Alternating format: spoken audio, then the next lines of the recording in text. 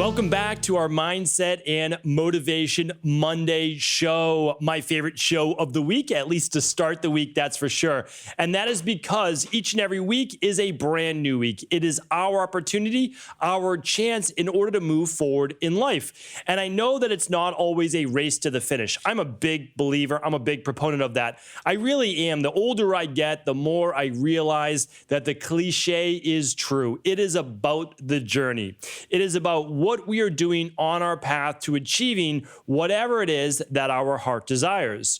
So many of us have certain career goals. Many of us have family goals, relationship goals, body transformation goals, health goals, spirituality goals, you name it. And they can all be great. And the truth is this, no one should tell you that your goals are good or bad. They are your goals. Now, you're welcome to get advice from other people on the topic. And I think that's oftentimes a good thing to do, because if someone has 10, 20, 30 more years experience than you, then there's no real harm in asking them their opinion. Now, you don't have to take their opinion as Bible. It can be, okay, I get it. This, your experience, mine might be a little bit different. If I took people's advice when I essentially invested my life savings in my first health and fitness location, and then took my life savings and invested that in my second health location, my big functional medicine practice, people would have said, no, don't do it. Don't. And maybe they were right, and they were definitely right for them, for their circumstance.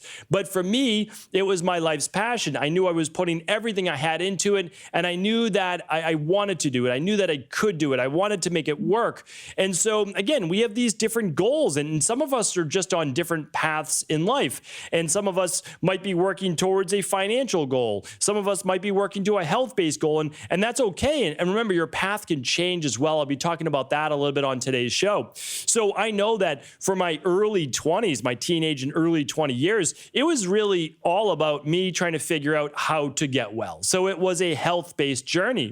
And then it started to shift, and it was saying, well, what I want to do is really share this message with more and more people. And that's grown over the years as well. And it's grown through just different health-based companies. And for me, I know I always wanted to have a family. That was always a goal of mine. I wanted to have children. I wanted to have a family. I wanted to really be able to just to come together as one family unit. I always saw that as something that I did want. And so that's been a priority in my life. And it becomes a priority even more so every single year. And especially as many people going through the pandemic, it's just one of those silver linings could be that it brings the family closer together. Now, I know it has also divided a lot of families too, which of course is not a good thing. But, it comes down to what is your priority right now in life? And for me, of course, it's my young daughters and making sure that they have me and me present, not just me there, but me actually present with them. And that's been a big thing over the holidays as well. So again, what I'm trying to say is whatever journey you're on is okay. And not only is it okay, if you're passionate about it, if it's something that means a lot to you or that you even need to achieve, whether it be health, financial, body transformation, whatever it might be, that you have to make that happen,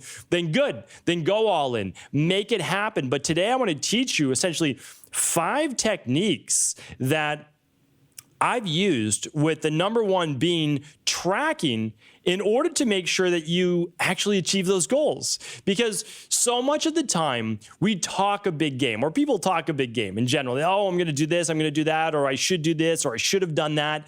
But it never comes to fruition. And one of the reasons is, and I'll tell you why, and let me talk about tracking first, then I'll talk about why I never used to do tracking. So I'll get into specifics in just a moment, but tracking is simply this. If you don't kind of know what overall tracking is, tracking would be actually writing down and quantifying what you are doing in order to move towards your goals, and then also, are you reaching your milestones? So just about a week or two ago, we spoke about the 12-week year that I follow, and that's so basically trying to live 4 years in one. And it's not always about doing more. It's not about that. I just want people to know it's not about that. It's about living life with no regrets. And you don't get to do the things in your 20s and 30s and 40s and 50s in your 80s and 90s and 100. Like you do things during the appropriate years. So I watched a great video the other day, and it was about understanding that your 20s are really about learning.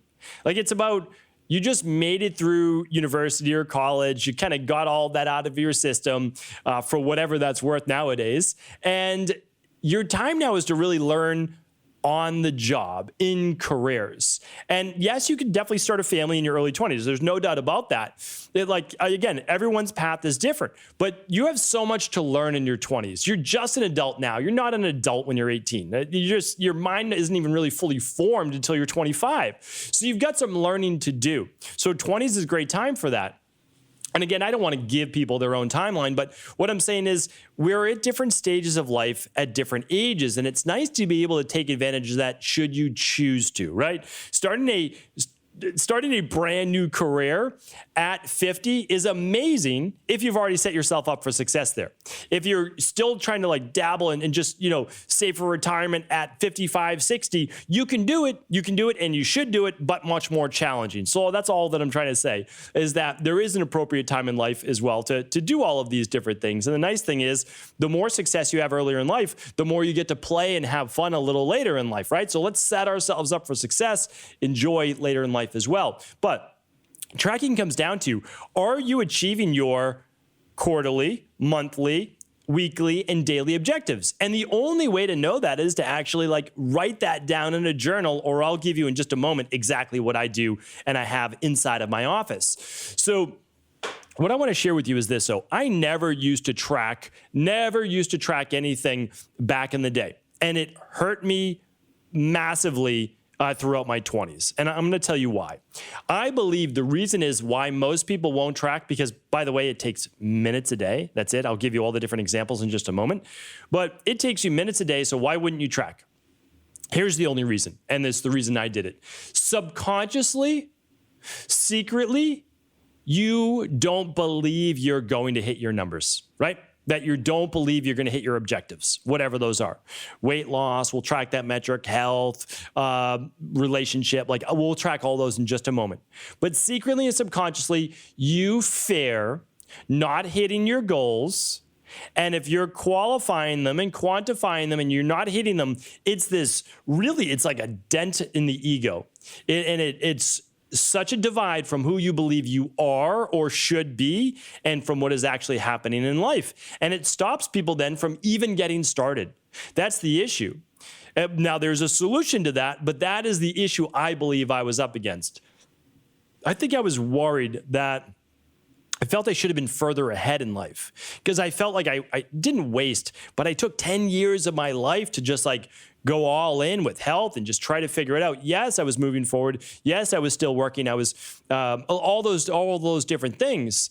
But I felt like then I had to play catch up. And so wherever you are right now, I want you to understand is you don't need to play catch up. You're good right where you are right now. Now is the best time to start for you. And here's the nice thing, is you can take all your other life experiences that have led to this point, and they're going to be a benefit to you because you are living your own unique journey, nobody else's. So first things first, never compare yourself to anyone else. If I work with a lot of health coaches and IHPs, if you're starting a social media channel, you're starting a YouTube channel, whatever it is, don't compare yourself to anyone else. How you grow is how you grow. Who you reach is who you reach. You can do that. And again, I'm on that same journey. We started on YouTube just about a month or two ago, and we're starting at the very bottom. We're starting at 0. And I'm okay with that. I really am. Now, the nice thing is, you won't stay at 0 for very long. You'll continue to grow. And as that snowball rolls down the hill in the snow, it starts to accumulate faster and faster and faster. And that is what happens. It's always most difficult in the beginning. If you're beginning your CBO protocol for your digestive tract, always the most challenging the first 21 days. And then it gets so much easier. So things are always most challenging in the beginning. But here's what I want you to do differently this year. I want you to track right from the beginning. Get in the habit of tracking. Now, I'm taking my own medicine. I am doing the same exact thing this year. I was tracking the first half of last year, and then I just got away from it. Listen, I hire coaches as well. I'm hiring another coach to just say, listen, you need to be my accountability coach. There are certain things and objectives that I want to achieve. I need to make sure that I get them out on time. Let's work together to make this happen, because I have just as many excuses as anyone else. These health results accelerators, I believe, are going to be game changers for people. You'll no longer need to meet specifically with me or a lot of other health coaches, whatever it might be, because you're going to have a succinct plan in front of you. And it's going to take the place of reading a dozen different books on the topic. Now, I should be producing these at a much faster rate, but and again, I have good excuses. This has happened, this has happened, this has happened, but it's nonetheless, I need to get these done because I'm passionate about it, and I believe it is one of the best services I can provide. Very, very important to me. Now, at the same time, very busy with work. I don't want that to take away from family. What do? I have on my calendar scheduled family time. I don't want it to take away from my workout. So I've scheduled now all of these workouts. So I want to take you through some of this tracking progress right now. Again, it can be a game changer for you. I'm going to give you some specific ways. And again, I think that they're going to help you. I really do. There's almost no downside, only upside, because what gets measured and tracked grows. Like, you're putting attention on it.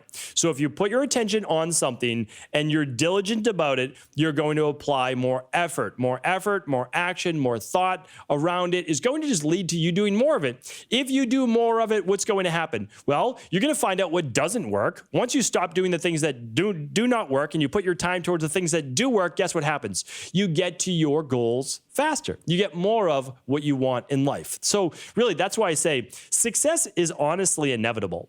It really is. Like, you're going to be successful in anything that you do if you put in the thought, feeling, time, effort. Now, so it's inevitable. Now, the goal is, though, do you want it to happen in 10 years, 5 years, 3 years, or a year? Like, you figure that out based on your timeline and how much effort you want to put into it. You put in an hour a day to your goal. Well, if it's a health weight loss goal, like, that's enough. But if it's building a new career, whatever, it might take a little bit more. So you're just going to be slower progress. That's okay, versus 8 hours a day, right?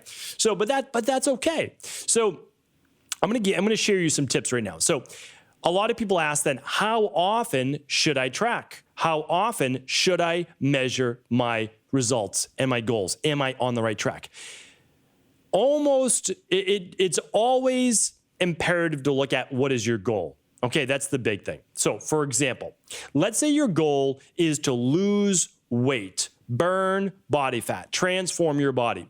I've talked about this before, but you don't need to weigh yourself every single day. Now, if you feel it's helpful for you just to do a morning check-in every single morning, remember, it should be the same time of the day, every single day, same clothes or no clothes, whatever it might be.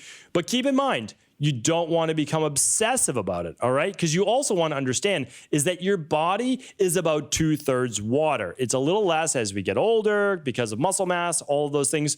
Women and men, slightly different, but just remember, about 2/3 water, or let's just say 60% water.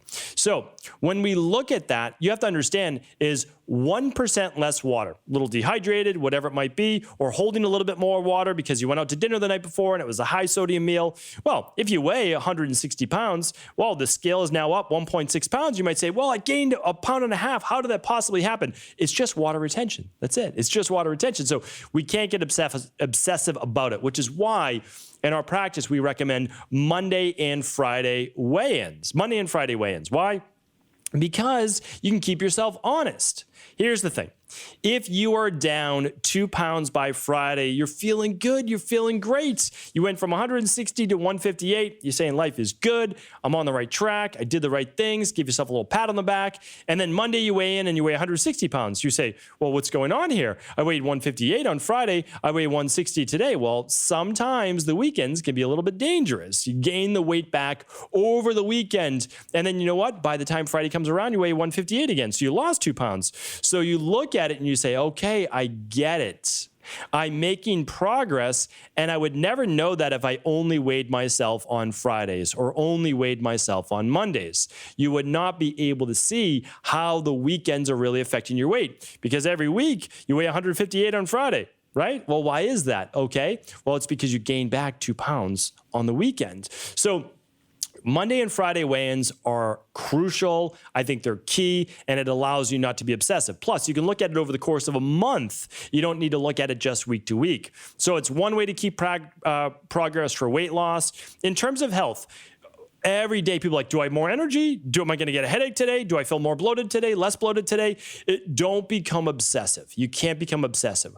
But you can look every single Friday on terms of your health and you say, how did I do overall for the week? Did I take my supplements with breakfast, lunch, and dinner every day of the week?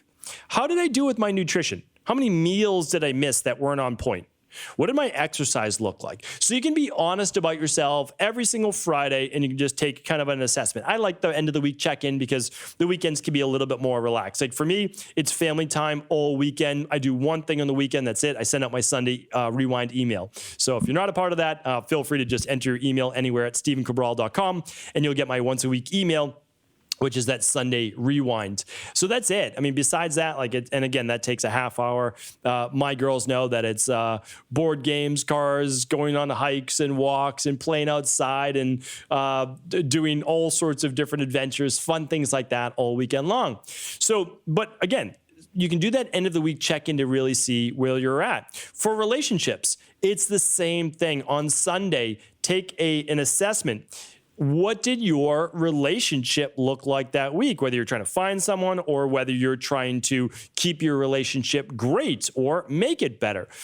Did you have a date night? Did you spend time alone with them? What were your conversations like? How much time did you actually spend talking? Did you do anything nice for them? Did you go out of your way? Did you get them a little gift? Did you write them a nice note? Like anything like that? What did you do? Because if you didn't do any of those things, that's okay. But now they're at the top of your mind and you can do them that next week. So that's why this tracking of progress really matters. I'll give you what I use in just a moment. What else? Spirituality. Spirituality really probably should be a daily practice, not just a once a week practice, but what are you reading in terms of spirituality? How are you acting in terms of spirituality? You know, do you feel connected? What are you doing to center yourself? Whether it's prayer, meditation, whatever it might be. What are you doing to start the day and end the day that's centering you as an individual, as a human being, as a spiritual based being? And then in terms of career and finance is the easy one, right? Because not easy always to do, but easy to track. Quantify your numbers. Look at them. Okay, you can do this on Mondays. You can do it on Fridays. Just pick a day of the week. Did you grow this week in terms of whatever your growth looks like? Whether it's your savings account, whether it's your if you're into online business, social media following, like whatever it might be. How are you doing? That's it, you know, and again, what is that leading towards? Are you hitting your objectives? You definitely want to do that weekly. But again, you don't have to obsess over these things daily for the most part. You can track weekly and you can be honest with yourself. And if you didn't hit your goals that week, you can just say, okay, well, what do I need to do this week in order to get back on track? That's the important thing to look at. So I want to share with you exactly what I use. I use a big wall calendar. It's about, I would say it's about 2 feet by 3 feet, or maybe a little bit bigger. Maybe it's like 30 inches by 40 inches. And it has all the months laid out. And so the first thing I do is I circle all the birthdays, I circle all the holidays, and then I put in my kids' school vacation. So we've got the vacations in there, we've got the family time, the personal time, and then we already know I'm taking weekends off. I'm home for dinner with the family, all those things that I love to do. So, because again, I know that this is the time to do that, right? This is the time I have to do that. My girls are 6 years old and 8 years old. When am I going to do it? When they're 17 years old, I have to do it now. So, but again, I know that I'm fortunate enough to be able to do that. I know not everyone is in that same position. I'm grateful to be able to do that. And then I'm also looking at my 12-week year. This is what I want to accomplish in career-wise, goal-wise within these 12 weeks. And then beside that same calendar, I also have it's a big sticky note. You know what Post-it notes are? Well, they make a big one. They make like a 20-inch by a 30-inch. And I put that right next to it. And I actually, for that month, I have my workouts all laid out. They're just written out, but it's on my wall, and that's where I now do my workout. Now, I used to go to a gym 4 days a week, but now my workouts are done right in my office. I actually invested in my own little home gym. Nothing crazy. I'll be talking about the bike that I got this Friday. I've already talked about the adjustable dumbbells I got.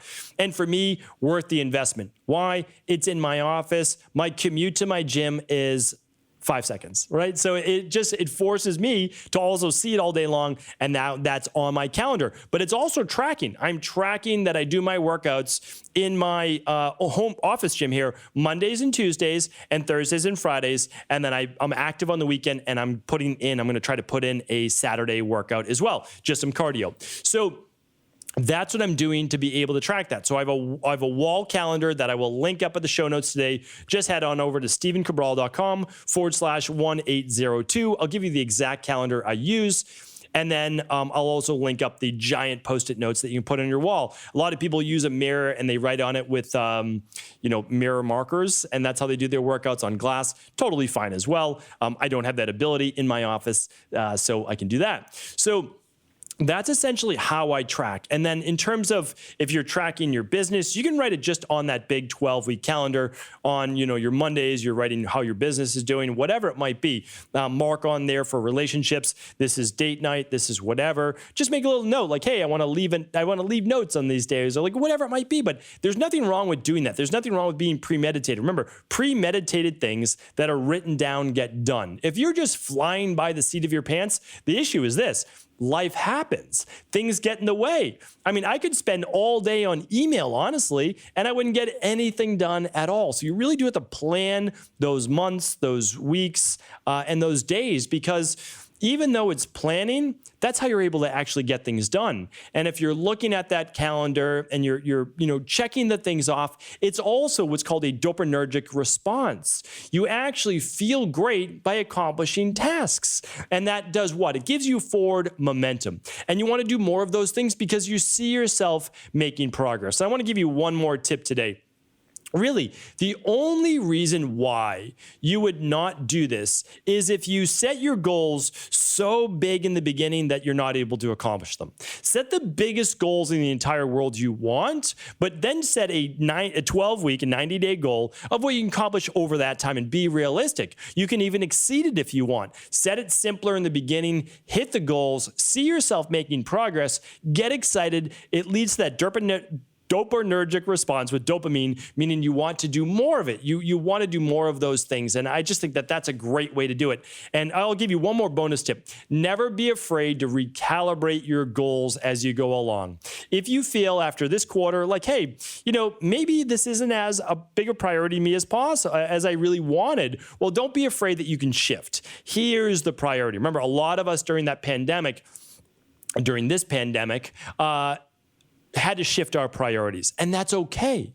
You don't forget about the goals that you once wanted. They're still there for you. What you're going to do is revisit those when appropriate. Right now, you're going to focus on the next 12 weeks of what you can do to start this new year to get yourself started off right. And remember, once you start tracking your progress, you know your goal, it's crystal clear, you build out your 12-week year. And again, if you didn't listen to that show, head on back to stephencabral.com/1788. We'll link that up today at episode 1802 as well. And that will tell you how to break down that goal setting. So remember, if you set goals for yourself, you believe you can achieve, or you at least suspend disbelief, you're tracking your progress. It is not an if, but simply a when you will achieve those goals. Take care. Thank you so much for tuning in. I appreciate you. And as always, if this show is helpful, please do feel free to share it with anyone else you believe it could serve.